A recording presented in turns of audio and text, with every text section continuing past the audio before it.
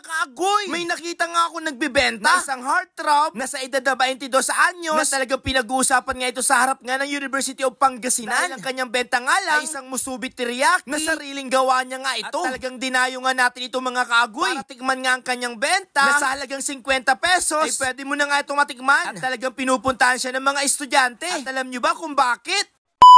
May kwento nga ako sa inyo. Isang heartthrob na nagbebenta nga ng musubi teriyaki sa harap nga ng University of Pangasinan. At talagang pinag-uusapan nga ito ng mga ibang estudyante. Dahil hindi nga nila alam kung saan nga ang masarap. Kung si kuya bang nagbebenta o kaya yung kanyang binibenta. Bali natagpuan nga natin dito sa mismong harap nga ng University of Pangasinan. At ang kanyang binibenta ay musubi teriyaki na sariling gawa nga nito. At kilalanin nga natin itong nagbebenta. Na isa nga lang itong incoming fourth year student sa kursong Comsci. Bukod nga sa pagbebenta nga ng musubi teriyaki, isa nga rin siyang coach kung saan pwede nga kayo magpaturo sa kanya. At eto pala si MJ Prado na sa murang edad ay talagang sobrang sipag. Kada araw 150 pieces nga ang kanyang dala dito na kanyang nilalako sa harap nga ng University of Pangasinan. Tirik na tirik nga ang araw ay tuloy pa rin ang pagbebenta. Araw nga ito nagbebenta sa harapan nga ng University of Pangasinan. Ilang buwan pa nga lang ito nagbebenta. At talagang tinangkilik na nga ito. Subukan nyo nga itong musubi teriyaki. Panigurado ay magugustuhan nyo to. Ang pagbebenta niya nga dito ay alas 10 ng umaga kapag hindi nga na-traffic. At kapag na-traffic nga ito ay 11 AM nga dumadating. At until last supply nga siya dito mga kaagoy. Bukod sa napaka-pogi na nga ang nagbebenta ay talagang masipag pa ito. Dahil akalain yung mga kaagoy sa edad na 22 anyos ay hindi talaga nahihiya sa pagbebenta. At talaga nagpupursige nga ito sa buhay para makaahon nga. At ang sabi niya nga pa nga mga kaagoy, malaki pasasalamat niya nga sa mga estudyante ng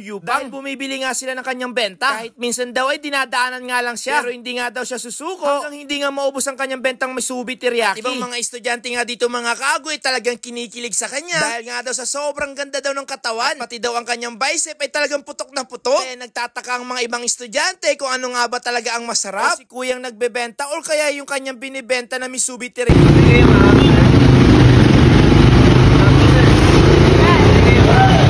Bawat salita niya nga na misubi po kayo dyan, ma'am, sir, ay may mga biglang bumibili nga. Kaya sa mga hindi pa nga nakakatikim sa kanyang benta, ay suportahan po natin siya. Para sa ganun nga mga kaagoy ay maituloy niya nga itong kanyang pagninegosyo. Kahit marami pa nga estudyante ang dumadaan sa harapan niya, na talagang dinadaanan nga lang siya, na patuloy nga lang itong sumisigaw na musubi teriyaki kayo dyan. Bilib na bilib ako sa batang ito. Madiskarte at masipag. Minsan sa kanyang pagbebenta ay umaabot nga lang siya ng 1 oras hanggang 2 oras.